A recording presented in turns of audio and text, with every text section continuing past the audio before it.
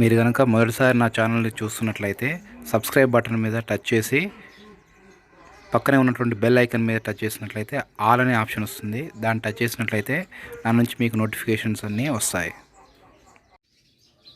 Good morning students. ఈరోజు thermodynamics లెసన్కి సంబంధించి కొన్ని టాపిక్స్ చూద్దాము. థర్మోడైనమిక్స్లో మనం జనరల్గా కొన్ని వర్డ్స్ యూజ్ చేస్తాం. అవి ఏంటంటే సిస్టమ్, సరౌండింగ్స్, బౌండరీ. సిస్టమ్ అంటే ఏంటి? Anything in the universe which is under observation. అంటే ఈ విషయంలో దేన్నైతే మనం పరిశీలించాలనుకుంటున్నామో, దేని గురించి అయితే స్టడీ చేయాలనుకుంటున్నామో అది మనకి సిస్టమ్ అవుతుంది. సింపుల్గా ఒక బీకర్ తీసుకున్నాం అనుకోండి, ఆ బీకర్లో కొంత వాటర్ ఉందనుకోండి, ఆ వాటర్ గురించి మనం స్టడీ చేయాలనుకుంటే అదే మనకి సిస్టమ్ అవుతుంది. Surroundings, the remaining part of the system. System కాకుండా మిగతా భాగం మొత్తాన్ని మనం సరౌండింగ్స్ అంటాం. ఎగ్జాంపుల్, ఇంతకుముందు చెప్పుకున్న ఎగ్జాంపుల్లో మనం బీకర్ ఇన్ వాటర్ తీసుకున్నాం కదా, సో ఆ వాటర్ ఏదైతుందో అది కాకుండా మిగతా భాగం అంతా కూడా మనకి సరౌండింగ్స్ అవుతుంది.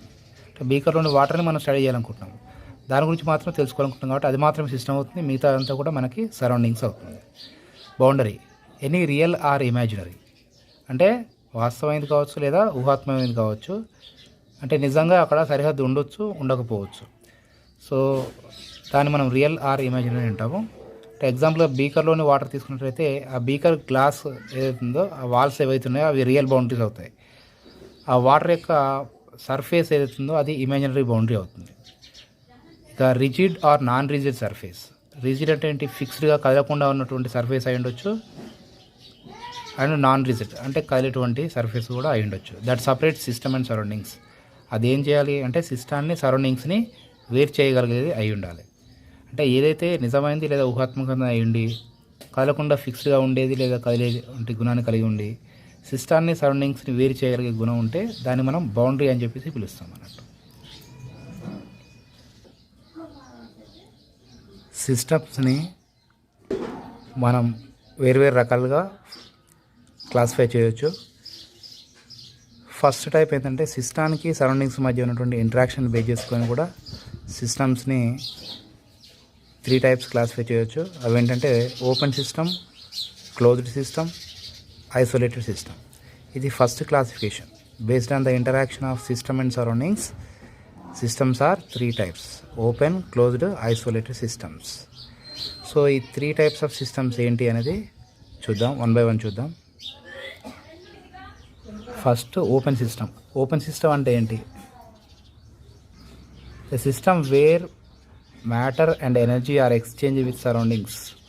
అంటే ఏ సిస్టమ్ అయితే దాని సరౌండింగ్స్ తోటి మ్యాటర్ అంటే ఆ పదార్థాన్ని అండ్ ఎనర్జీ అంటే ఇక్కడ వేరు వేరు రూపాలు ఉంటాయి ఎనర్జీకి. ఇందులో హీట్ అనేది ఎనర్జీ యొక్క ఒక ఫామ్ మనం తీసుకోవచ్చు.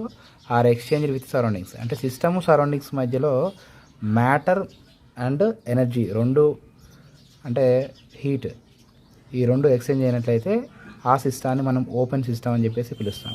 ఎగ్జాంపుల్, ఇప్పుడు ఒక రియాక్టెంట్ ఇన్ ఓపెన్ వెసల్, ఒక ఓపెన్ వెసల్లో ఉన్నటువంటి రియాక్టెంట్, ఫర్ ఎగ్జాంపుల్ వాటర్ని బీకరే తీసుకున్నాం అనుకోండి. దీన్ని హీట్ చేసి ఏమవుతుంది? దీంట్లో ఉన్న మ్యాటర్ ఏమవుతుంది? బయటికి వెళ్ళిపోతుంది, అంటే సిస్టమ్ నుంచి సరౌండింగ్స్కి వెళ్ళిపోతుంది. కూల్ అయినప్పుడు కొన్నిసార్లు వాటర్ మాలిక్యూల్స్ కండెన్సేషన్ జరిగి సిస్టంలో కూడా రాగలుగుతాయి. అంటే ఇక్కడ matter can be exchanged. Water బాగా ఎక్కువ హీట్ ఉన్నాయనుకోండి, కొద్దిసేపు అక్కడ నుంచి కూల్ అయిపోతాయి. ఎందుకు కూల్ అయిపోతాయి అంటే అక్కడ ఉన్నటువంటి హీట్ సరౌండింగ్స్కి ఇవ్వబడుతుంది అన్నట్టు.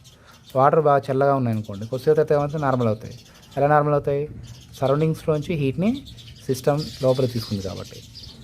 అంటే హాట్ వాటర్ కూల్ అవడం అనేది, నార్మల్ వాటర్గా మారడం అనేది ఏం జరుగుతుంది? అక్కడ సిస్టమ్లోంచి సరౌండింగ్స్కి ఎనర్జీ ట్రాన్స్ఫర్ అయితే, కూల్ వాటర్ అని నార్మల్ వాటర్ మారడంలో ఏమవుతుందంటే సరౌండింగ్స్లోంచి ఎనర్జీ సిస్టంలోకి వస్తుంది. Boundary is not sealed and not insulated. అంటే బౌండరీ క్లోజ్ చేయలేదు, ఇక్కడ క్లోజ్ చేయకుండా ఉండాలి ఓపెన్ సిస్టంలో. And not insulated. ఇన్సులేటింగ్ అంటే ఏంటి? ఇక్కడ నాన్ కండక్టింగ్, అంటే ఎలాంటి హీట్ని కానీ లేకపోతే ఎలక్ట్రిసిటీని కానీ దాని ద్వారా పాస్ చేయకపోతే ఆ బాడీని మనం ఇన్సులేటింగ్ బాడీ అంటాం. సో ఇప్పుడు దీంట్లోంచి హీట్ కానీ ఎలక్ట్రిసిటీ కానీ ఎక్స్చేంజ్ అవ్వకపోతే ఆ బాడీని ఇన్సులేటింగ్ బాడీ అంటాము. ఇక్కడ బౌండరీ అనేది సీల్ చేయనటువంటిది అయి ఉండాలి అండ్ ఇన్సులేటింగ్ అయి ఉండాలి. అంటే దాని ద్వారా హీట్ ఎక్స్చేంజ్ అయ్యడానికి వీలవుతే దాన్ని నాన్ ఇన్సులేటెడ్ అంటాము. ఒకవేళ హీట్ ఎక్స్చేంజ్ అవ్వడానికి ఛాన్స్ లేకపోతే దాన్ని ఇన్సులేటెడ్ అని చెప్పేసి పిలుస్తాము. సెకండ్ టైప్ ఆఫ్ సిస్టమ్ వచ్చేసి closed system. The system wear only the energy but not the matter is exchange with the surroundings. అంటే అర్థం ఏంటి, ఇక్కడ ఏ సిస్టమ్ అయితే దాని సరౌండింగ్స్ తోటి హీట్ ఎనర్జీని మాత్రమే ఎక్స్చేంజ్ చేసుకుంటూ, అంటే ఇవ్వడం కానీ తీసుకోవడం కానీ చేసుకుంటూ మ్యాటర్ని ఎక్స్చేంజ్ చేయనట్లయితే, సరౌండింగ్స్తో ఎక్స్చేంజ్ చేయనట్లయితే ఆ సిస్టాన్ని మనం క్లోజ్డ్ సిస్టమ్ అని చెప్పేసి పిలుస్తాం. Boundary sealed but not insulated. అంటే బౌండరీ క్లోజ్ చేయబడి ఉంటుంది, కాకపోతే ఇన్సులేటింగ్ చేయబడి ఉండదు. ఇన్సులేటింగ్ అంటే ఏం చెప్పాము మనం, హీట్ ఎనర్జీని దాని ద్వారా ఎలో చేయనట్లయితే దాన్ని ఇన్సులేటింగ్ బాడీ అని చెప్పేసి పిలుస్తాం. అంటే బౌండరీ అలాంటి నేచర్ని కలిగి ఉంటుంది అన్నట్టు. ఏ closed steel container having hot water.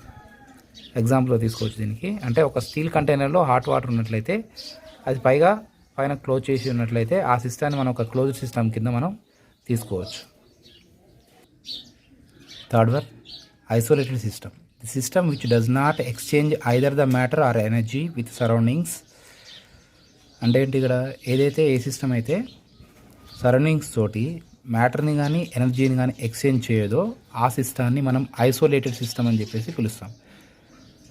అంటే హీట్ ఎనర్జీ సిస్టంలోంచి సరౌండింగ్స్కి వెళ్ళకూడదు, సరౌండింగ్స్ నుంచి సిస్టంలోకి రాకూడదు. అలాగే మ్యాటర్ కూడా వాటి మధ్య, సిస్టమ్ సరౌండింగ్స్ మధ్య ఎక్స్చేంజ్ అవ్వకూడదు. అలాంటి సిస్టాన్ని ఐసోలేటెడ్ సిస్టమ్ అని చెప్పేసి పిలుస్తాం. ఎగ్జాంపుల్ వచ్చేసి థర్మోఫ్లాస్క్ అనేది దీనికి ఎగ్జాంపుల్గా తీసుకోవచ్చు. సెకండ్ టైప్ ఆఫ్ క్లాసిఫికేషన్ వచ్చేసి బేస్డ్ ఆన్ ద కాంపోజిషన్. అంటే సిస్టమ్ లోపల ఉన్నటువంటి కాంపోజిషన్, అంటే మిశ్రమాన్ని బట్టి కూడా మనకి సిస్టమ్స్ అనేవి 2 టైప్స్ ఉంటాయి. అవి first one homogeneous system, second one heterogeneous system. Homogeneous system అంటే ఏంటి, a system consisting of only one phase, ఒకే ఒక ఫేజ్ని మాత్రమే కలిగి ఉన్నటువంటి సిస్టమ్ని హోమోజీనియస్ సిస్టమ్ అని చెప్పేసి పిలుస్తాం. అంటే ఎగ్జాంపుల్గా మనం ప్యూర్ సాలిడ్ని తీసుకున్నట్లయితే అది ఒక హోమోజీనియస్ సిస్టమ్ అవుతుంది. దాంట్లో మొత్తం కూడా సాలిడే ఉంటుంది కాబట్టి. ఆర్ లిక్విడ్, లేదంటే మిక్చర్ ఆఫ్ గ్యాసెస్ కూడా. అన్ని గ్యాసెస్ ఇప్పుడు మనకు మెయిన్గా ఎయిర్లో నైట్రోజన్ ఆక్సిజన్ మిక్స్ అయిపోయి ఉంటాయి. సో కానీ నైట్రోజన్ వేరే ఆక్సిజన్ వేరే మనం చూడలేం కాబట్టి అది ఒక హోమోజీనియస్ సిస్టమ్ కింద మనం తీసుకోవాల్సి ఉంటుంది. దాంట్లో 2 వేర్వేరు మూలకాల నైట్రోజన్ ఆక్సిజన్ ఉన్నప్పుడు కూడా అది హోమోజీనియస్ కిందనే తీసుకోవాల్సి ఉంటుంది. అంటే ఎందుకంటే మనం నైట్రోజన్ వేరుగా ఆక్సిజన్ వేరుగా చూడలేం కాబట్టి. Heterogeneous system, A system consisting of 2 or more phases. అంటే 2 లేదా అంతకంటే ఎక్కువ ఫేజెస్ని మనం చూడగలిగితే ఆ సిస్టంలో దాన్ని హెట్రోజీనియస్ సిస్టమ్ అని చెప్పేసి పిలుస్తాం. Example, a solid in contact with liquid state.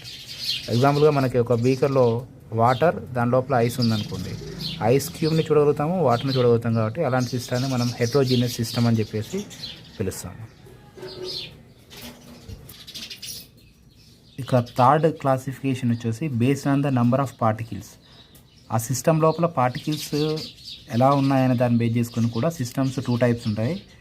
Micro system లేదా మైక్రోస్కోపిక్ సిస్టమ్, మ్యాక్రో సిస్టమ్ లేదా మైక్రోస్కోపిక్ సిస్టమ్.